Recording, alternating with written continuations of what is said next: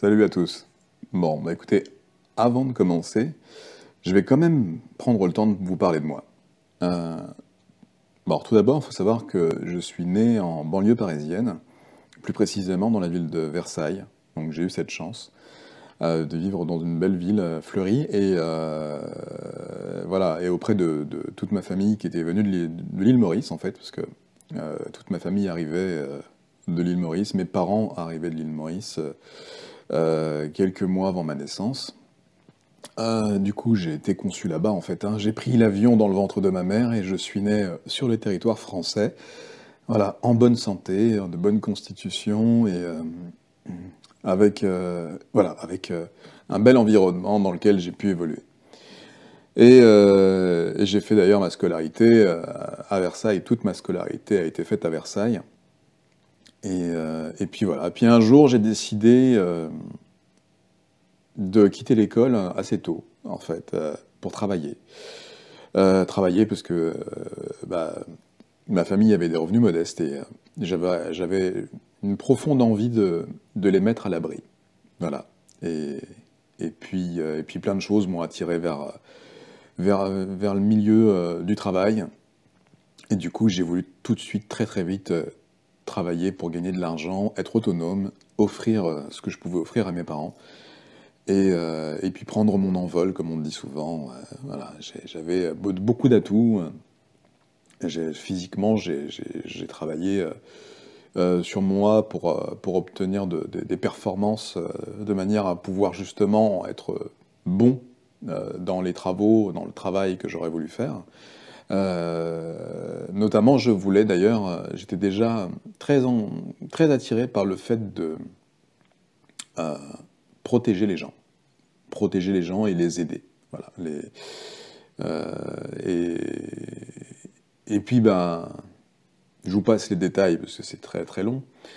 Euh, Vers l'âge de 19 ans, 19-20 ans, alors que j'avais déjà un physique impressionnant, un tas de relations autour de moi et que des opportunités professionnelles à juste choisir en fait, parce que j'étais très très très apprécié à l'époque.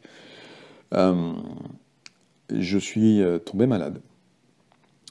Brutalement. Enfin, brutalement, non. En fait, en réalité, j'avais déjà des symptômes avant, mais j'y avais pas pris attention.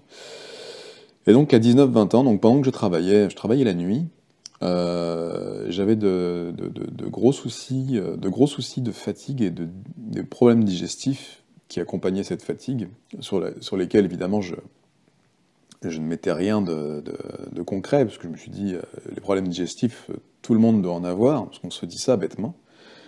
Et, euh, Et bah du coup, bah, le problème, c'est que ça s'est aggravé. La fatigue s'est aggravée, accompagnée de brûlures et de douleurs musculaires intenses.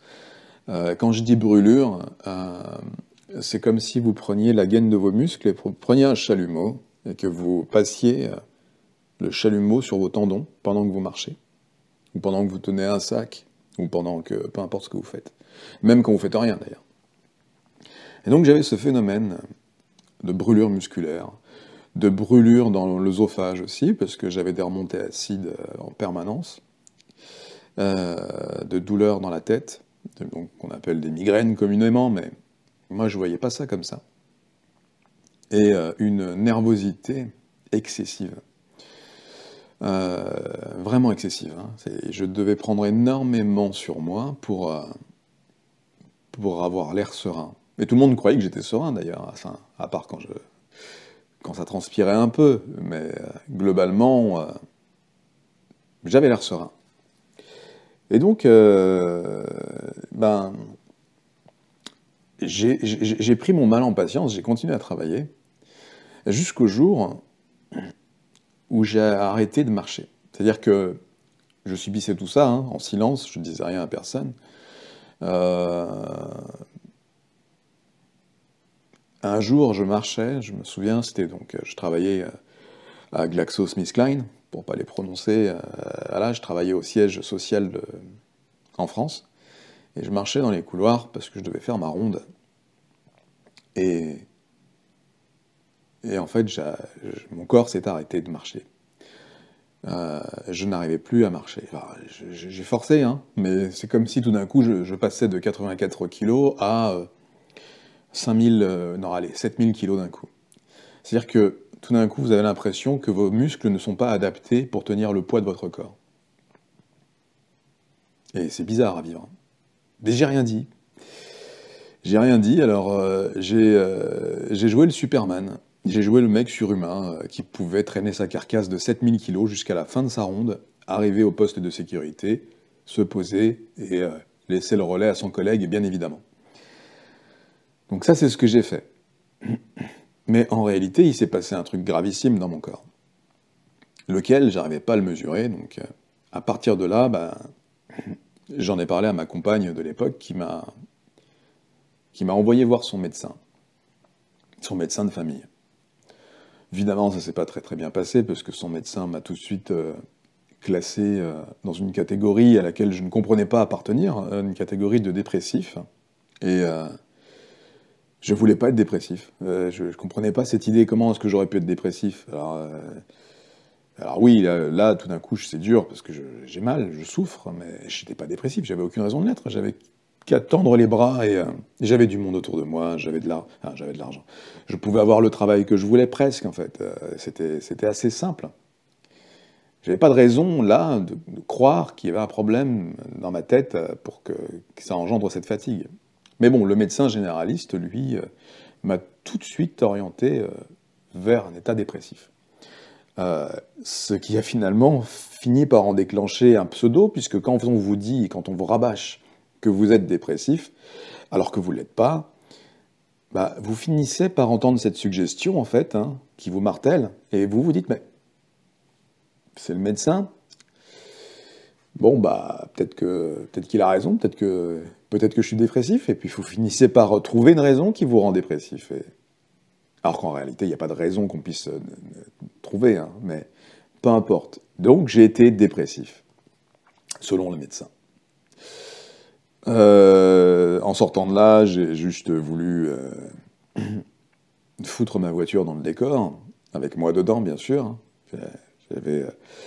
J'avais envie d'appuyer très très fort sur l'accélérateur et de sortir de la route et de percuter un arbre, mais je me suis retenu, encore une fois. Donc, voilà le début de mes embêtements. Parce qu'en fait, ça n'a fait que s'aggraver par la suite. C'est-à-dire que j'ai décliné très rapidement avec les brûlures musculaires, les faiblesses musculaires. Donc pour vous donner un aperçu, avant, je pouvais soulever sans problème un réfrigérateur à une seule main. Je pouvais le soulever. À partir du moment où les prises sont cohérentes, bien évidemment, je pouvais soulever un réfrigérateur à une seule main et me balader avec s'il était accroché sur moi. De la même manière que prendre une machine à laver ou un quelconque meuble seul ne me posait pas problème. Quand j'étais avant mes 18 ans, hein, avant mes 19 ans. Hein, bon. Et là, tout d'un coup, je pouvais plus. Et du coup, bon, ça a été dingue parce que ce que je ne pouvais plus faire, c'était même prendre un sac de course hein, dans les grandes surfaces, hein, Auchan, Leclerc, Carrefour. Bon, à l'époque, c'était Auchan où j'allais, moi. Un sac de course, vous savez, en plastique, dans lequel vous mettez plein de choses. Hein, et je prends 1 ou 2 ou 3 sacs de course quand je sors de caisse, et je ne pouvais plus les porter. C'est-à-dire que le fait de porter le sac créait, au niveau de tout ce qui me tenait l'épaule, de tous mes tendons, une brûlure incroyable. Une brûlure où je ne pouvais pas tenir le sac. J'étais obligé de le lâcher. Enfin, obligé, non. Et d'ailleurs, je ne le lâchais pas. Mais imaginez le physique que j'avais à l'époque et l'incapacité totale de tenir des sacs de course au bout de mes bras. C'était fou, c'était dingue. C'est là que j'ai compris qu'il y avait un gros problème. Donc je suis allé consulter, encore, et encore. Et il n'y avait rien. J'étais parfait. Jusqu'au jour où je décide d'aller voir un neurologue. Enfin, je décide pas vraiment. Je change de médecin, je vois une autre médecin avec qui je sympathise, et finalement, de fil en aiguille, on me rencarde vers un neurologue. Et ce neurologue fait un test qui s'appelle un électromyogramme, qui tout de suite était défaillant. Euh, C'est-à-dire qu'il n'y a pas eu à tergiverser. Et du coup, ben, immédiatement, il m'envoie vers la Pitié-Salpêtrière, donc l'hôpital de la Pitié-Salpêtrière à Paris. Et là, tout s'enchaîne. Tout s'enchaîne, grave anomalie musculaire, grave anomalie neurologique, peu importe, voilà, je subis une première biopsie musculaire qui montre des faits qui sont soumis à controverse, mais qui sont réellement les faits. Euh, et en gros, je rentre dans une dégénérescence cellulaire incroyable. Et d'autant plus que je croise des patients comme moi à l'hôpital. Enfin, comme moi. Euh, des patients atteints du même type de pathologie. Et, et ça me rend dingue. Évidemment que ça me rend dingue. Je les observe, je me dis, mais ils sont coincés là. Et, euh, et ils seront coincés là, et c'est comme ça, en fait. Et je peux pas. Je peux pas, donc je lutte contre ça. Je lutte avec ce que je peux. Et je comprends rien. Tout s'effondre, en fait, autour de moi. Je veux pas être, je veux pas avoir d'appareillage, je veux pas être en fauteuil roulant, je veux rien de tout ça. Et j'ai commencé à peine ma vie. Je voulais juste travailler, gagner ma vie, offrir une maison à mes parents, m'offrir une maison et vivre au calme. C'était tout ce que je voulais. Mais visiblement, la nature avait décidé autrement. En tout cas, ma nature a modifié certaines choses à cause de certains enfin, phénomènes extérieurs et facteurs extérieurs qui ont aggravé la situation. Et du coup, mon corps s'est mis en autodestruction, quoi. Tout simplement. Alors, je schématise pour pas rentrer dans le détail, parce que ça va être très long. Évidemment, j'ai beaucoup d'indices et de, de véritables outils pour pouvoir vous dire ce qui s'est réellement passé, mais globalement, mon corps est rentré dans une phase d'autodestruction massive. Donc en gros, ma pathologie musculaire, euh, qui n'est toujours pas étiquetée d'ailleurs aujourd'hui, hein, donc je rentre dans une forme de myopathie, et, euh, et en fait, je, je, je, je- je suis soumis, selon l'idée de certains professeurs, à je suis victime de deux maladies auto-immunes. Donc auto-immune, hein, on revient sur le principe de l'autodestruction. Euh, et, euh, et là, je comprends pas, parce qu'en fait, la médecine m'a induit en erreur, faut le savoir.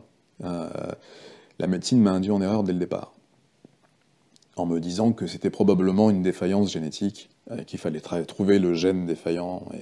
Et donc, chaque année, j'ai signé un papier pour pouvoir donner légitimité à ces recherches. Donc en gros, il fallait que je signe une décharge qui disait qu'on faisait des recherches génétiques pour pouvoir trouver si c'est pas cette protéine ou celle-ci qui serait défaillante et qui pourrait causer chez ma personne le nombre de défaillances qu'on peut déceler. Bon, il s'avère que il n'y avait pas que mes muscles qui étaient atteints. Euh, alors concrètement, c'était une myopathie, donc les muscles étaient atteints, mais bizarrement les muscles les plus forts.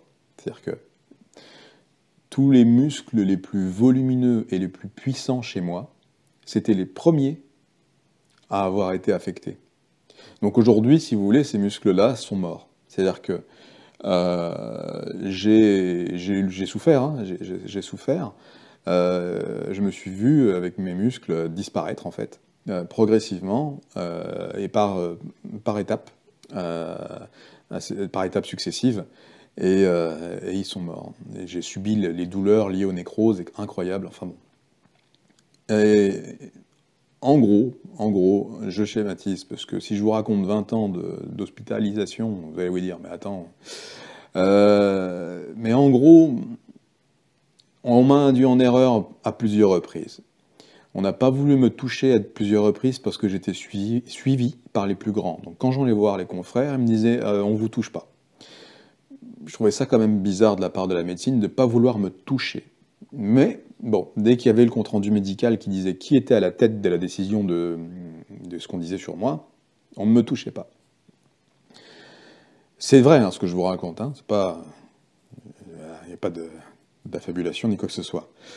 Et, donc, progressivement, ben, j'ai vu mon état, voilà, j'arrivais plus à avoir de rapport sexuel, je ne pouvais plus lire quoi que ce soit. J'ai toujours des soucis pour lire quelque chose parce que j'ai pas d'intérêt à lire, mais là, je ne lisais plus du tout, je voyais flou, j'avais une hypersensibilité auditive.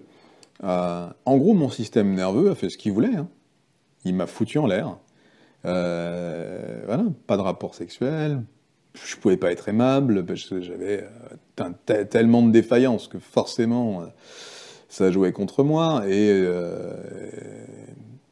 puis un jour, à un moment donné où je me rends compte que ça va être la fin, parce que j'ai vraiment cru que c'était la fin, hein. Ça, la médecine ne le sait pas, évidemment, parce que quand vous êtes en train de mourir tranquillement chez vous, vous n'êtes pas à l'hôpital, vous êtes chez vous, dans votre intimité. Mais la médecine ne le sait pas. Mais sauf qu'à un moment donné, je me réveille, c'est-à-dire que enfin, je me réveille. J'ai vu d'autres médecins entre-temps, des médecins, des thérapies parallèles, qui m'ont très clairement fait comprendre, à la différence de la médecine d'ailleurs. Parce que la médecine allopathique qu'on connaît, elle vous dit, il y a un espoir, vous savez, la science avance, cette science est merveilleuse, et demain, vous allez avoir un traitement. Elle est magnifique, cette médecine. Demain, vous allez avoir un traitement. Il disait l'année prochaine, hein, évidemment, mais bon, les années s'écoulaient, hein. Pendant ce temps, j'allais voir d'autres thérapeutes qui me disaient, ben, je peux rien faire. Tout le monde m'a dit la même chose. Ils ont été honnêtes, ils ont essayé, hein. Évidemment, ils ont voulu gagner un peu d'argent. Mais ils m'ont dit, je peux rien faire. Je peux rien faire, je peux rien faire, je peux rien faire. Et je suis désolé, je peux rien faire. Jusqu'à ce que je rencontre un médecin qui soignait des gens un peu plus aisés, que je n'avais pas les moyens de payer, d'ailleurs on m'a aidé à le payer, qui m'a finalement mis sur une piste d'intoxication. Et j'ai suivi cette piste a posteriori, puisqu'il m'a fallu des mois pour comprendre, pour avoir le déclic, hein, parce que quand on nous donne une information, et vous allez vite le comprendre, parce qu'avec les informations que je vous donne, vous allez peut-être faire pareil pour certains d'entre vous, c'est que cette information, elle va vous déplaire dans un premier temps. Elle va vous déplaire parce qu'elle va aller à contresens de ce que vous faites actuellement. Et puis, à un moment donné, elle va vous intéresser. Enfin, vous allez vous interroger. Et ensuite, elle finira par vous intéresser parce que vous n'avez pas d'autre choix que de tenter.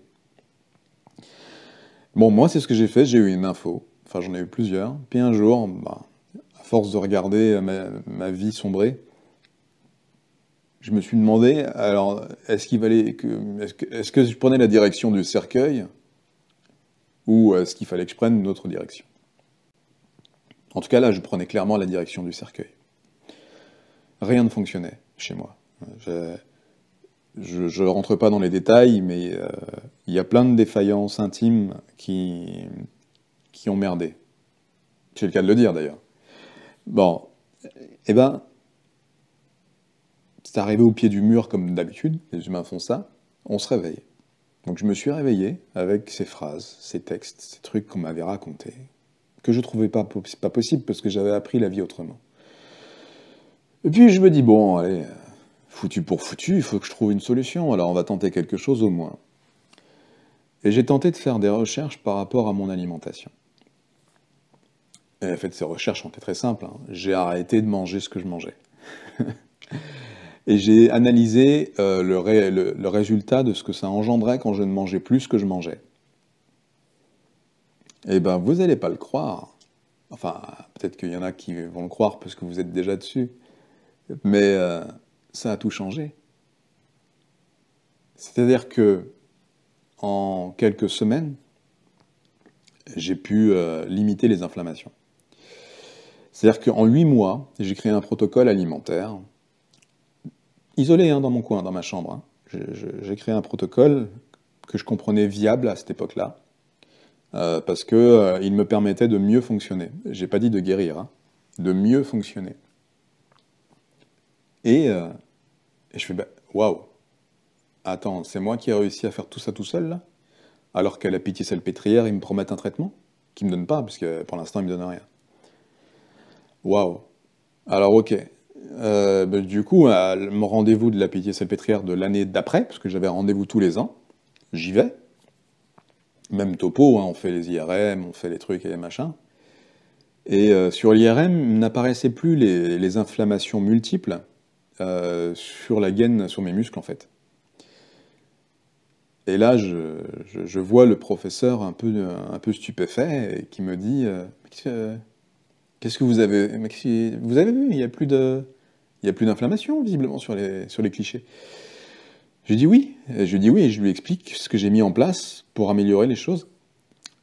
Et évidemment, il a pas ricané, parce que c'était pas du genre à ricaner, il s'est plutôt offusqué et m'a dit, avec sa façon à lui, que je me souviens pas vraiment maintenant, m'a dit non mais en gros, vous foutez pas de moi, c'est pas ça qui a changé ceci.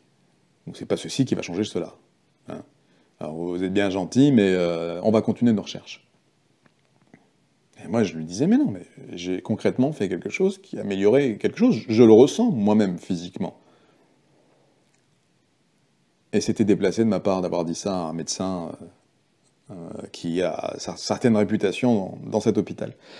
Donc, j'ai compris à ce moment-là la grosse supercherie dans laquelle j'étais tombé, et la grosse supercherie du domaine médical.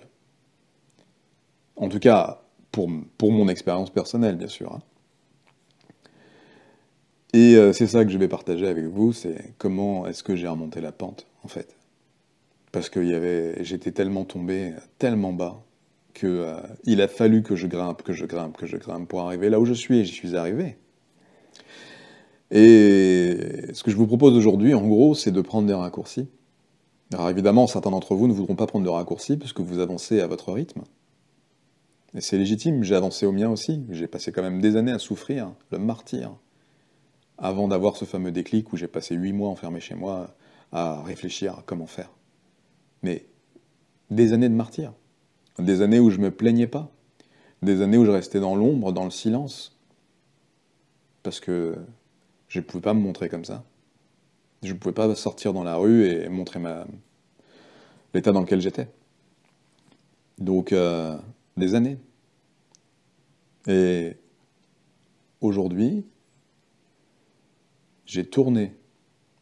Alors attention, j'ai tourné partiellement, je vais dire partiellement pour pas dire totalement, le dos à la médecine, afin d'être libre de mettre en place ce que j'ai mis en place pour avancer et améliorer mes capacités physiques et mentales. C'est en ça, même si peut-être que demain la science finira par valider ceci ou cela, mais c'est en ça que je prends des précautions en vous disant ce que je vous dis, parce que je ne vous incite pas à vous mettre en défaut, je vous incite juste à ouvrir les yeux. Voilà. Et c'est ça qui va être important pour vous. Donc, le déclic, c'est vous qui allez l'avoir à la fin de cette vidéo. Et vous allez avancer.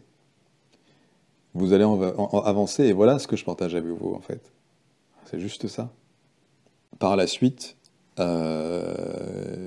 modifié mon alimentation d'une manière totale. J'ai changé ma façon de penser les aliments, j'ai changé la façon d'apprendre comment ça fonctionnait. Et j'ai compris qu'en fait, il fallait que je fasse table rase du passé. C'est-à-dire que tout ce qu'on a appris depuis qu'on est petit, depuis notre enfance, tout ce qu'on a appris à manger, comment il était nécessaire de nous énergiser avec les boissons sucrées notamment, tout ça, j'ai compris comme ça, hein, du jour au lendemain, que c'était faux. Et comment je l'ai compris? En fait, il a fallu d'abord acter. J'ai commencé à manger autrement, tout seul, dans mon coin, sans l'aide de personne. Hein. Je vous le rappelle, il n'y avait pas de thérapeute, parce que personne ne me comprenait. Il n'y avait pas de nutritionniste ou de naturopathe à l'époque pour m'induire en erreur aussi. Je faisais tout seul, parce que je voulais tout comprendre tout seul, sans parasite. Et voilà, et quand vous mangez moins et mieux, rapidement, vous êtes plus lucide. Quand je parle de lucide, c'est pas une lucidité mathématique. C'est juste complètement intuitif. Je vais utiliser le mot intuitif parce que je n'ai pas le meilleur pour l'instant que celui-ci, mais quand vous faites preuve de cette lucidité-là, ben, tout devient simple. Vous observez une scène et vous arrivez à résoudre l'équation. Et c'est génial. Et c'est là que j'ai compris que tout ce qu'on nous a appris était faux. En tout cas, pas forcément vrai. Je vais mettre des pincettes encore dans ce que je vous dis là. Et donc, tous les aliments que j'étais entraîné à manger, pendant que je souffrais, et qui donc aggravaient ma souffrance, bah, c'était une erreur. Donc j'ai arrêté de les manger. Et je me suis remis à marcher un peu mieux. J'avais plus mal. En gros, j'ai supprimé 99% de mes douleurs neuropathiques. Juste en enlevant de mon alimentation certaines choses. C'est tout. J'ai pas fait enlever pour remplacer, hein, attention. Je n'ai pas enlevé pour remplacer. J'ai juste enlevé. Parce qu'on n'a pas besoin de remplacer. Ça, c'est une erreur, encore une fois, liée à un business actuel, parce qu'on vous conseille de remplacer des éléments par d'autres, parce que c'est faut que l'industrie continue de fonctionner. Mais en réalité, vous n'avez pas besoin de remplacer. Si je vous montre mes analyses sanguines du avant-après, vous allez voir qu'en fait, mes analyses sanguines sont parfaites après. Elles étaient déjà très bien avant, mais elles sont parfaitement parfaites après. Évidemment, c'est toujours relatif à une norme. Hein. C'est pareil, là on pourra parler des normes pendant des heures, mais les normes sanguines, à mon sens, ne sont pas légitimes, parce que tout le monde n'a pas besoin d'avoir les mêmes taux des mêmes éléments. Voilà, on est tous différents, et ça, il faut bien le garder en tête. En tout cas, voilà, j'ai réduit la dégradation cellulaire tout seul, sans l'aide de la médecine. Et je l'ai réduit réellement. Donc, on va revoir ensemble les quelques aliments qui ont été nécessaires à la suppression de ces douleurs. Et à cette amélioration de la mobilité aussi, parce que j'avais le cou complètement verrouillé. Je portais un collier de soutien, tellement les douleurs liées à la tenue de mon cou me faisaient mal. Donc j'étais obligé de porter un collier de soutien très régulièrement. Donc voilà, les produits à éviter, ce sont les produits que vous consommez quotidiennement. mais, il y a une bonne nouvelle, c'est que vous allez réapprendre à manger ce qui est utile. Tout simplement.